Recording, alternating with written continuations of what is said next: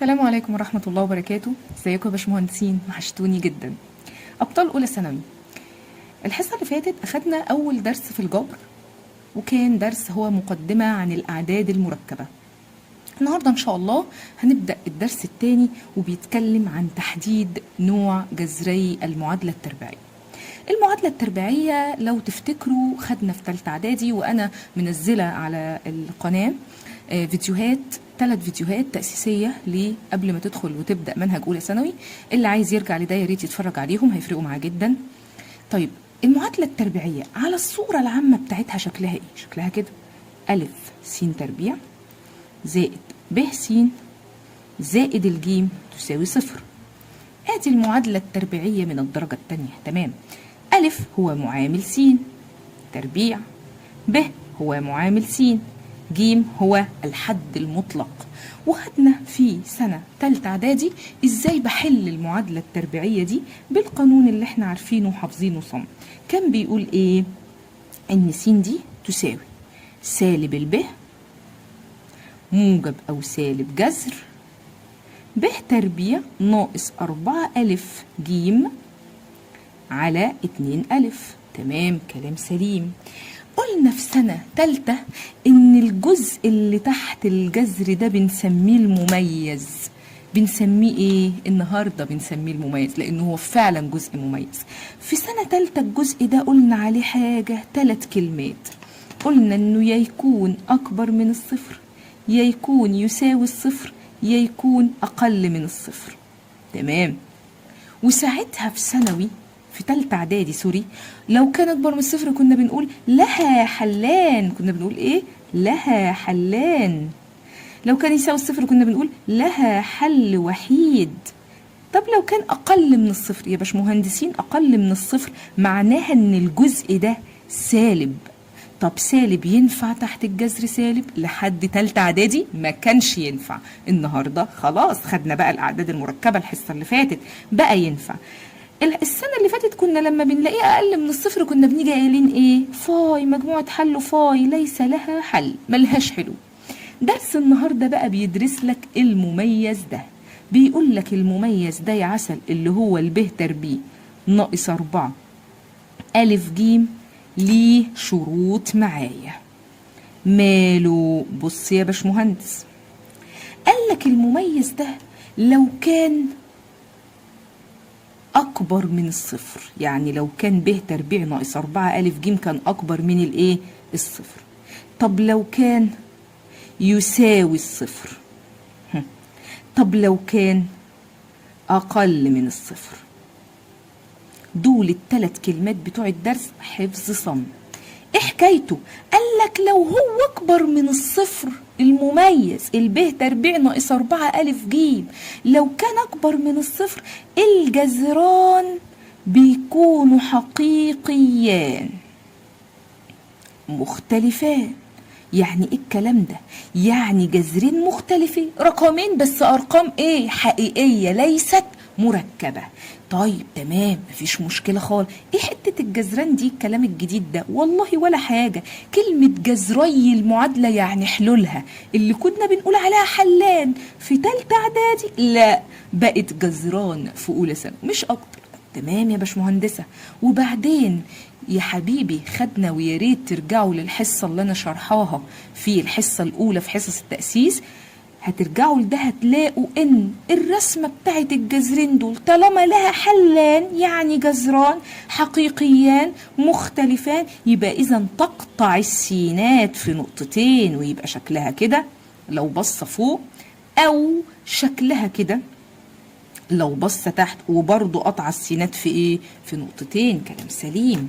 طيب، طب لو الجذران دول يساوي صفر كنا زمان في تالتة اعدادي نقول ايه؟ لها حل وحيد. لا دلوقتي لو الايه؟ لو الب تربيع ناقص 4 ألف جيم يساوي صفر، لا هنا لها جذران متساويان وبرضو حقيقيان. متساويان يعني ايه؟ يعني 1 3 وبرضو 3، سالب 3 وسالب 3، 2 و2، رقمين متساويين حقيقيين. بيبقى شكل رسمتها ازاي؟ بص يا باشمهندس، برضو يا بص فوق بس لمسة السينات في نقطة، يا اما برضو بصة تحت ولمسة برضو السينات في ايه؟ في نقطة. تمام، يبقى كده الجذران ايه؟ متساويان. حلو، كلام سليم.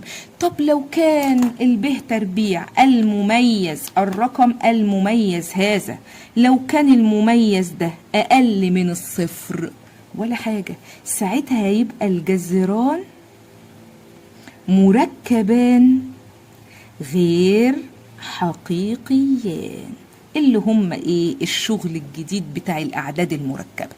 الجذران مركبان غير حقيقيان، ومعروف طبعا شكل رسمتها، يا اما بصه فوق كده ومش لامسه السينات اصلا، يا اما بصه تحت كده وبرده مش لامسه السينات اصلا. بس في جذرين حقيقيان؟ لا، مركبان، جذرين مركبان غير حقيقيان. طب انا كده محتاجه ايه من الدرس ده؟ والله 3 كلمات اعرفهم، ودول مهمين جدا، مش هيفرقوك في اي امتحان. اول كلمه بيقول لك لو كان المميز اللي هو ب تربيع ناقص 4 الف ج، اللي هو الجزء اللي تحت الجذر في القانون، اهو القانون العام بتاع سنه ثالثه اعدادي، لو كان المميز اكبر من الصفر يوجد جذران حقيقيان مختلفان، وبيكونوا موجودين هنا اهو لو سواء بصة فوق أو بصة تحت. ولو نفتكر مع بعض، بتبقى بصة فوق لو معامل س تربيع سالب، وبتبقى بصة تحت لو معامل س تربيع موجب. تمام. طب لو المميز ده جيت احله واجيب ارقامه، طلع الجذران طلع يساوي الصفر، لا، يبقى بيديني جذران متساويان، وبيبقى لامس السينات في نقطة كده سواء بصة فوق او لامسها في نقطة سواء بصة تحت. طب لو طلع المميز الجميل ده اقل من الصفر، لا، الجذران ساعتها اعداد مركبة غير حقيقية، ولكن هو يوجد جذران ولكن غير حقيقيان. تمام، كلام سليم لحد دلوقتي مفهوم. بس كده ده اللي انا محتاجه عشان احدد نوع. ده عنوان الدرس اصلا بيقول لك حدد لي نوع الجذرين، يعني يا هتقول له حقيقيان مختلفان، يا متساويان، يا مركبان غير حقيقيان. بس كده؟ والله يا باشمهندس. قال لك بس في ملحوظتين بس صغيرين عايزاك تبقى عارفهم، ملحوظتين صغيرين جدا. بيقولوا لك ايه الملحوظتين دول؟ اول ملحوظه بتقول لك اذا كان المميز مربع كامل. ايه مربع كامل دي يا باشمهندس؟ انت في اولى ثانوي بقى. مربع كامل معناها الاعداد اللي لها جذر 4 16 49 25، يعني جيت اجيب المميز اداني مربع كامل. بس كده؟ لا، ومعاملات المعادلة التربيعية أعداد نسبية. اللي يحصل الشرطين دول، لو المميز من المميز ده ب تربيع ناقص 4 ألف ج، لو طلع معايا مربع كام، ومعاملات المعادلة التربيعية من دول ألف وب وج، مالهم؟ لو طلعوا أعداد نسبية والمميز مربع كامل، لا هتقول بقى الجذران حقيقيان، ولا هتقول مركبان، ولا هتقول متساوية. كل اللي هتقوله فإن الجذران نسبيان. ملحوظة سهلة وبسيطة والله ما فيها حاجة خالص، ملحوظة في منتهى السهولة، بس ركز لي فيها يا باشمهندس. ماشي. طيب ايه الملحوظة التانية؟ قال لك استنى علي. إذا كان معاملات المعادلة التربيعية أعداد نسبية، المرة دي لا، أعداد حقيقية. بس كده ده الشرط الوحيد هتبني عليه حاجة؟ لا، قال لك في حاجة كمان. وكان المميز، المرة دي بقى اللي هيقول لك أكبر من الصفر ولا أقل من الصفر ولا يساوي الصفر، هيقول لك غير موجب. هو في فرق بين غير موجب وأقل من الصفر؟ غير موجب معناها يا عسل أقل من أو تساوي. أقل من أو إيه؟ تساوي. وركز لي في الحتة دي كويس. لو جيت أجيب المميز طلع أقل من أو تساوي الصفر، وفي نفس الوقت إيه يا باشمهندس؟ في نفس الوقت معاملات المعادلة التربيعية أعداد حقيقية. من المعاملات دول؟ ألف وب وج. أعداد حقيقية. فإن الجذران مركبان وكل حاجة، بس اشرطهم مترافقان. خدناها بقى الحصة اللي فاتت، نرجع لفيديو الحصة اللي فاتت. مترافقان معناها ايه؟ يعني لو الجذر الأول مثلا، لو الجذر الأول بتاع المعادلة كان 3 زائد 2 ت مثلا، التاني يكون، الجذر التاني يكون ايه يا رجالة؟ ها، سامعاكم ومخمنين وعارفين المترافقان، يكون 3 ناقص 2 ت. هم دول الجذران هيكون شكلهم كده، أعداد جذران مركبان مترافقان. طيب يبقى أنا محتاج أي حاجة لحد دلوقتي غير إن أعرف إن نوع الجذور 3 أنواع، إما حقيقيان مختلفان، أو الجذران متساويان، حقيقيان برضو بس متساويان، او الجذران مركبان غير حقيقيان. تمام. وملحوظتين 2 بس يا باشمهندس. اول ملحوظه هي بتقول لك لو المميز مربع كامل والمعاملات اعداد نسبيه يبقى الجذران نسبيان. طب لو كان المعاملات دي اعداد حقيقيه والمميز غير موجب، يعني اقل من او تساوي، يبقى الجذران مالهم مترافقان. هنا الجذران نسبيان، هنا الجذران مترافقان. يعني الدرس ده 3 كلمات وملحوظتين، تعرف نوع الجذور وبس، شكرا. تمام. طيب بحل ازاي؟ الرياضه مش اني بس افضل اتكلم، لا لازم نحل. ركز معايا كده يا باشمهندس. جاي لي سؤال بيقول عين نوع جذري كل معادلة من الآتي. المعادلة الأولى أنت عايز إيه؟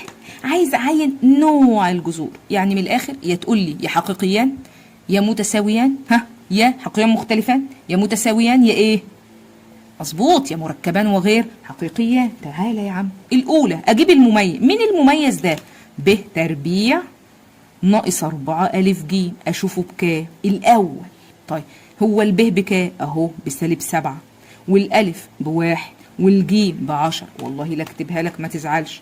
هنا الألف تساوي 1، هنا الب تساوي سالب 7، هنا الجيم تساوي موجب 10. حل يا باشمهندس يلا.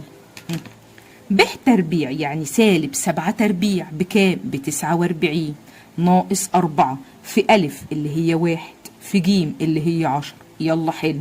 الأربعة في 10 ب40، 49 ناقص 40 فيها 9.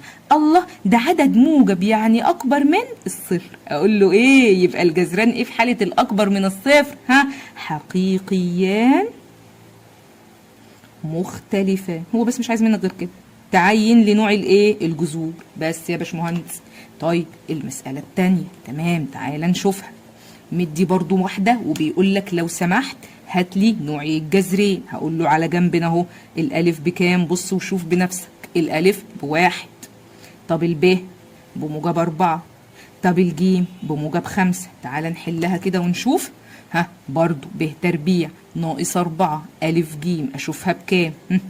الب تربيع 4 تربيع ب16 ناقص 4 في الف اللي هو الواحد في جيم اللي هي ال5 هتساوي اهي. يلا طلعوها لي. اقول له والله 16 ناقص ال4 في 5 ب20، يبقى 16 ناقص 20. لا ده طلعت معايا سالب 4. كده الايه؟ المميز ايه ظروفه؟ عدد سالب. يبقى يعني ايه؟ يعني اقل من الصفر. وطالما اقل من الصفر يبقى الجذران ايه ظروفهم؟ الجذران مركبان غير حقيقيان. شكرا. طب اللي بعدها ولا حاجة، نفس الكلام اللي اشتغلنا فوق هنشتغله تحت. ألف هنا بكام؟ يلا قال لك ألف هنا بقى 4. طب ب بسالب 12. طب جيم، لا ده جيم محتاجين نظبطها، هي واضحة زي الشمس انها ب9، ولكن انا هعدل المعادلة برضو لاخواتنا اللي عايزين يفهموا. 4 س تربيع ناقص 12 س، ينفع كده؟ انا متعود دايما المعادلة تساوي الصفر، يبقى هدخل ال9 الناحية دي سالب 9 بس بإشارة موجب، تبقى عكس إشارتها، يعني موجب 9 يساوي ايه؟ صفر. يلا نحل. ب تربيع ناقص 4 ألف ج، لازم اشوف هي ايه؟ الب تربيع يعني السالب 12 تربيع ب144 ناقص 4 في الألف ب4 في الجيم ب9 أهو.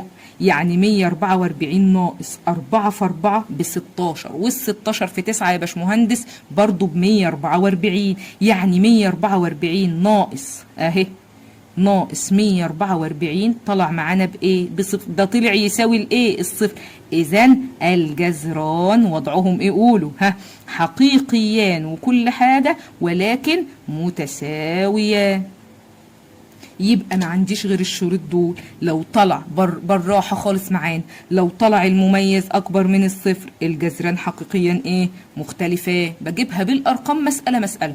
هنا المميز طلع سالب يعني اقل من الصفر، يبقى الجذران ايه؟ مركبا غير ايه؟ حقيقيان. طيب هنا تحت المميز طلع يساوي مين؟ يساوي الصفر خالص اهو، يبقى الجذران مالهم؟ حقيقيان، اذ ظروفهم متساويان. فيها حاجه دي؟ تمام، كلام بسيط وسهل خالص.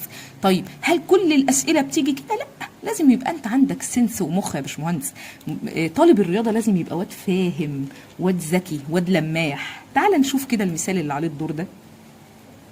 بيقول لك يا باشمهندس اذا كانت المعادله اللي قدام عينك دي ليس لها حل في مين؟ في ح. والنبي رد انت على ملهاش حل في ح، يبقى لها حل في كاف. واضحه بسيطه. طب كاف يعني الاعداد الايه؟ المركبه، يبقى دي هتحل في ايه؟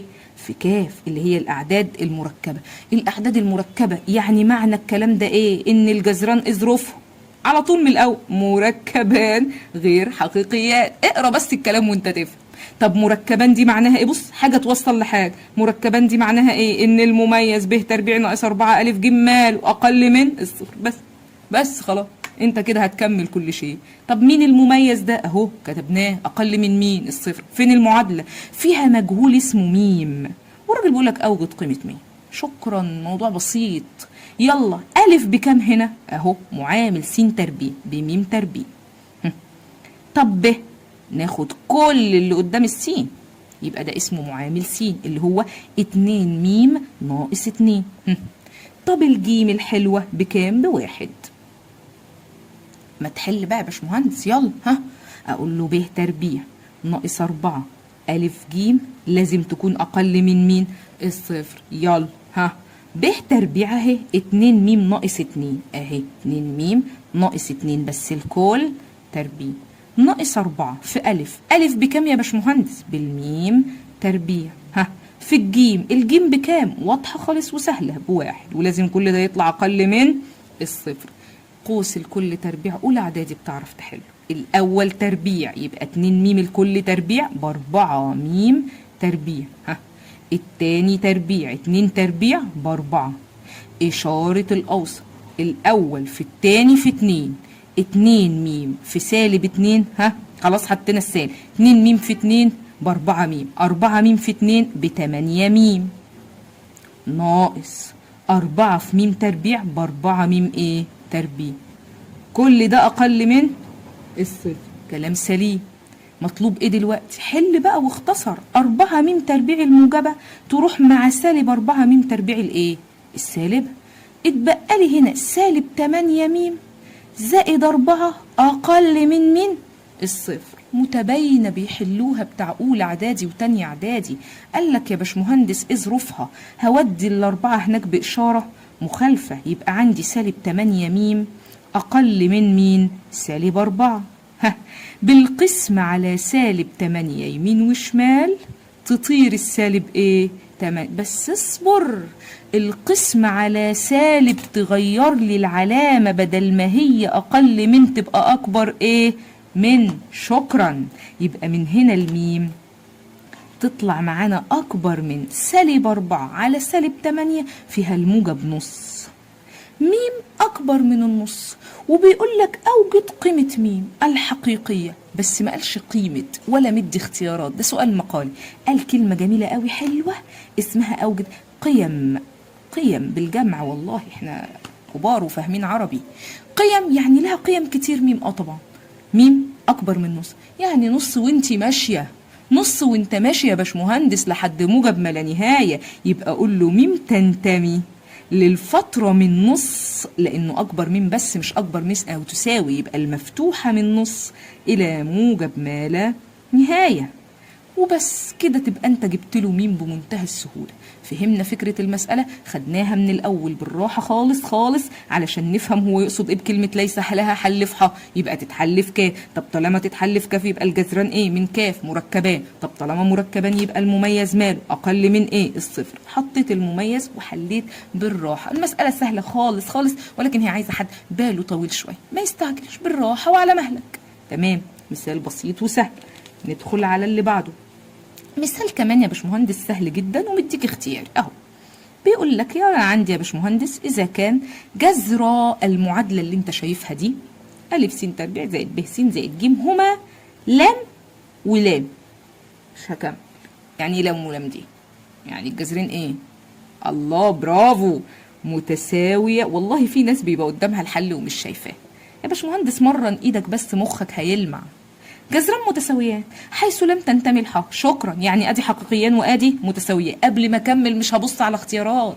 معنى كده ان ب تربيع ناقص 4 ا ج ايه وضعها؟ والله تساوي صفر.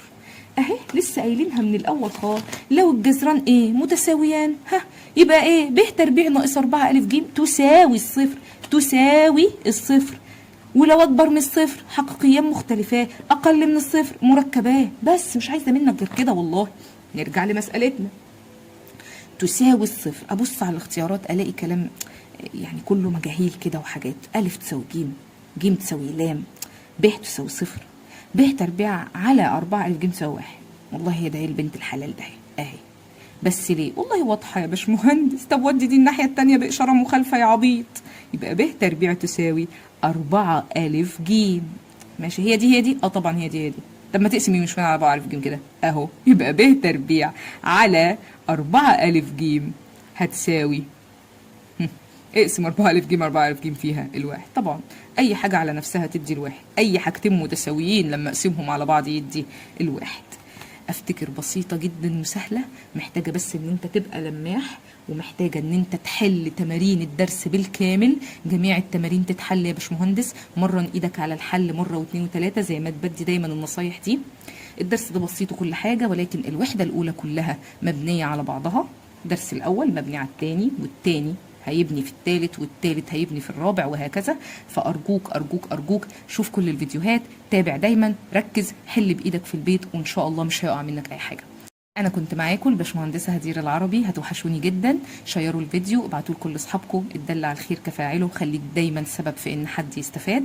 اعملوا سبسكرايب لأني دايما هنزل لكم الحصص على القناة. أتمنى تكونوا بتستفادوا منها.